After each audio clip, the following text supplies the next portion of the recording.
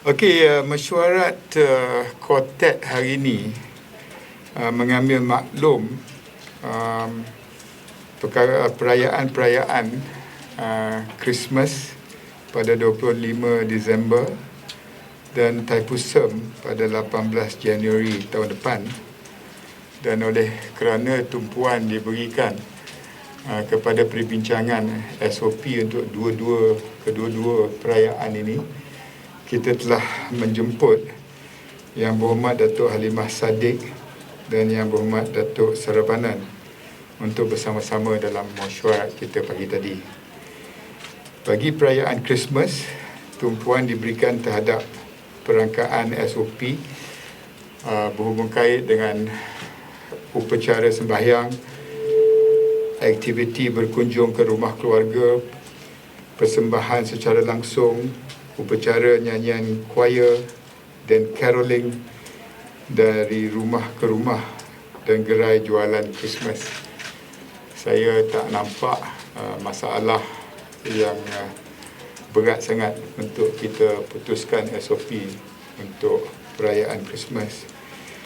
Bagi perayaan Thaipusam pula, kita cuba sedaya upaya untuk memenuhi keperluan perayaan ini, dan ini termasuklah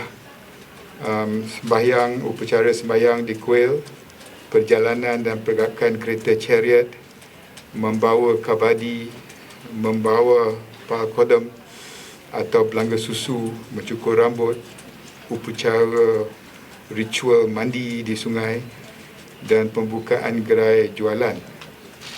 Di sini saya boleh laporkan bahawa perbincangan yang telah pun dilaksanakan tadi, yang telah pun diadakan tadi, berjalan dengan lancar, dan kita telah putuskan bahawa pihak KKM, PDRM, Kementerian Perpaduan dan pihak kuil turun ke lapangan untuk meneliti kapasiti ruang dengan harapan bahawa keperluan untuk mengizinkan perjalanan perayaan Thaipusam ni dengan SOP yang ketat supaya tidak menjejaskan kesihatan usaha kita dalam konteks kesihatan dapat dijayakan.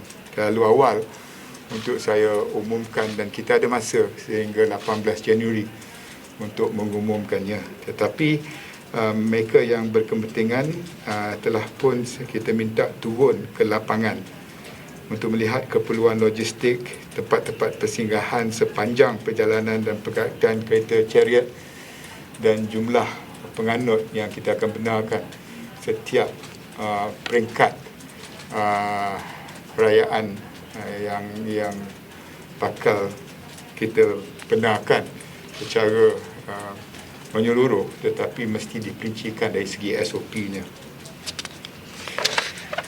Kita juga membincangkan hari ini SOP berkaitan dengan kemasukan pekerja asing, dan ini datangnya daripada arahan Kabinet dalam mesyuarat kita tempoh hari, di mana kita sedar bahawa walaupun banyak kelonggaran yang telah diberikan kepada sektor ekonomi sejak beberapa bulan lalu, namun ramai juga pengusaha-pengusaha yang mengalami kesukaran untuk merancangkan semula perniagaan masing-masing kerana kekurangan pekerja asing.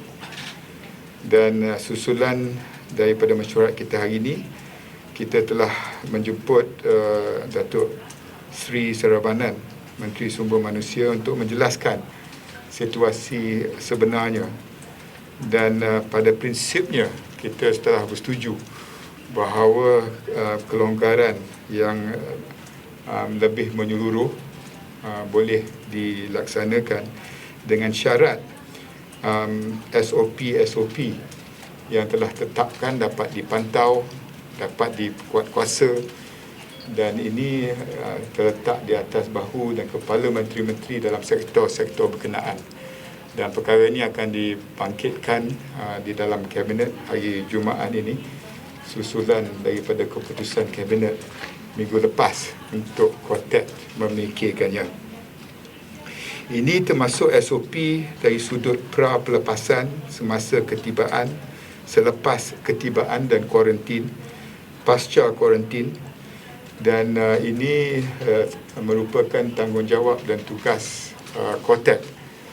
Jumlah dan masa dan sektor pekerja asing yang akan dibenarkan ini bukan tanggungjawab Quartet, tetapi di bawah bidang kuasa jawatan kuasa bersama Menteri Dalam Negeri dan Menteri Sumber Manusia mengenai pengurusan pekerja asing.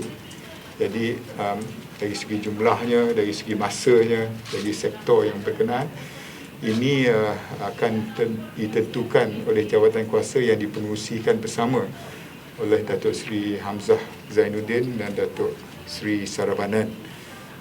Tugas kita ialah untuk melihat kepada SOP dan saya kecita nak maklumkan di sini secara prinsipnya selepas projek Perintis untuk peladangan yang saya dah umumkan sebelum ini, kita akan perluaskan kepada sektor-sektor lain.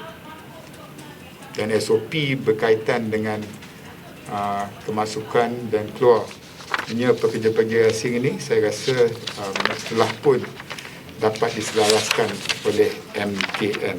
Alhamdulillah.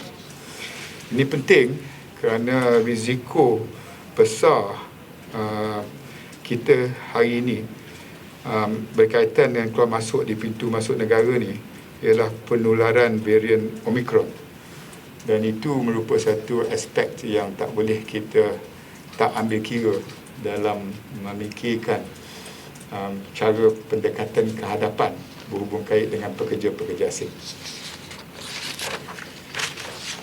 Soalan? Tentang perayaan Christmas tadi, maksudnya SOP tak ada dan semua aktiviti yang dikatakan tadi akan dibenarkan. Dari segi pengumumannya kita tunggu bila dekat dengan masanya.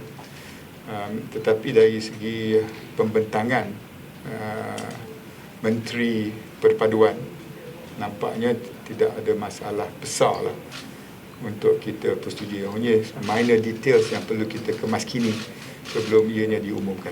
Maksudnya SOP baru dibentangkan oleh... Bukan SOP, tetapi apa cadangan mereka untuk perayaan Christmas.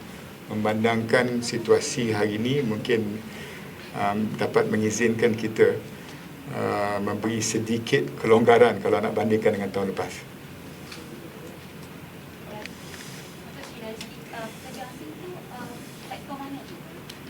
Sekarang ni tumpuan kita kepada keputusan Kabinet memberi kelonggaran kepada sektor peladangan.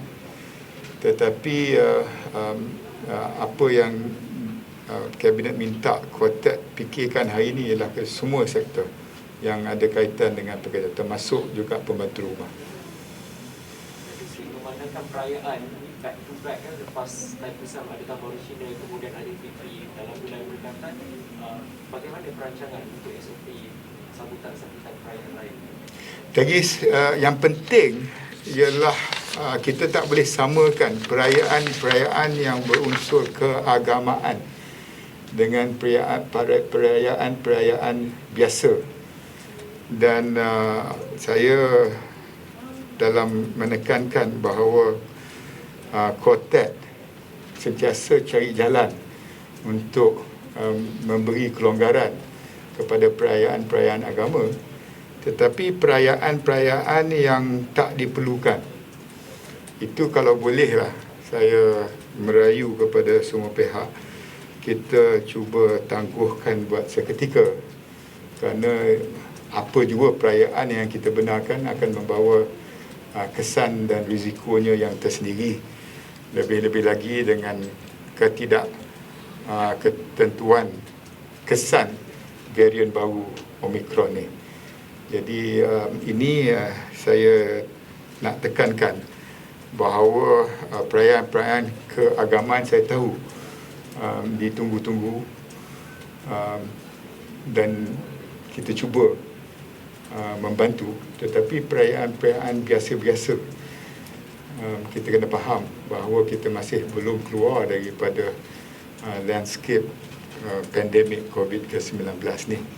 Jadi the balance, perimbangan di antara kedua-dua ni mesti diletak bukan sama rata, tetapi diberi pertimbangan mengikut prioriti yang telah pun ditetapkan. Sebelum ni Menteri Kesihatan ada tugaskan untuk menunjuk 3-4 dosis. Ini ada perbincangan dalam meeting ini? Tak ada perbincangan hari ini, tetapi secara peribadi dengan kelonggaran yang kita telah umumkan sebelum ini dan kelonggaran yang akan kita umumkan selepas ini, banyak bersandarkan kepada mereka yang diamanahkan dan dipertanggungjawabkan untuk memenuhi dan mematuhi SOP yang telah kita tetapkan. Dan dalam konteks sektor ekonomi, denda yang sedia ada ni, kalau nak bandingkan dengan pulangan kepada syarikat-syarikat berkenaan, jauh begitu tak berkesan sebagai deterrent. Syarikat-syarikat yang mendapat keuntungan berbilion-bilion setakat denda RM1,000 tidak menjadi deterrent. Dan sebab itulah apa yang nak dibentangkan untuk pindah Akta 342 tu, bagi saya memang harus dilaksanakan. Contohnya, bila kita cakap pasal pameran 100 hari aspirasi keluarga Malaysia, ada pihak-pihak kata denda yang ditetapkan RM1,000 tu tak sesuai kerana sedikit sangat. Inilah sebabnya kita nak pindah akta. Jadi kerajaan sendiri tidak gagal mematuhi SOP semasa menganjurkan pameran 100 hari aspirasi Nak- keluarga Malaysia. Nak kata kerajaan tak adil. Kalau maknanya kalau kerajaan tak adil, Menteri COVID macam saya ni pun gagal. Tetapi inilah dia janji-janji pihak yang minta kebenaran untuk menganjurkan program-program sebegini tetapi tak mampu mengawalkannya. Ini bukan sahaja pihak menganjur, bukan sahaja kerajaan, bukan sahaja agensi kerajaan, tetapi masuk juga jawatan kuasa kuil, gereja, yang bila nakkan sesuatu diumumkan, semuanya boleh. Tapi akhirnya dari segi pemantauan, dari segi penguasaan, ianya tak berjaya. Tak adil lah nak tuduh kerajaan gagal kerana pihak-pihak tertentu tidak dapat memenuhi apa yang telah pun dijanjikan kepada kita. Tetapi apa jua keadaan, yang salah tetap salah, dan pihak penganjur harus melihatnya sebagai pengajaran. Penganjur yang telah pun menganjur, tetapi penganjur-penganjur yang akan datang, bahawa kita tak membezakan sama ada daripada kerajaan, daripada pihak swasta, daripada NGO. Tapi akhirnya kalau salah, tetap salah dan kita terpaksa berhadapan dengan apa yang telah pun dijatuhkan dari segi hukuman. Cuma denda yang terhad kepada jumlah yang begitu, saya sendiri secara peribadi tak boleh menjadi sebagai deterrent. Perlu kita ambil kira dalam pindaan yang akan dibentangkan oleh Yang Berhormat Khairi. Hari ini ke esok saya tak ingat. Okey. Terima kasih banyak.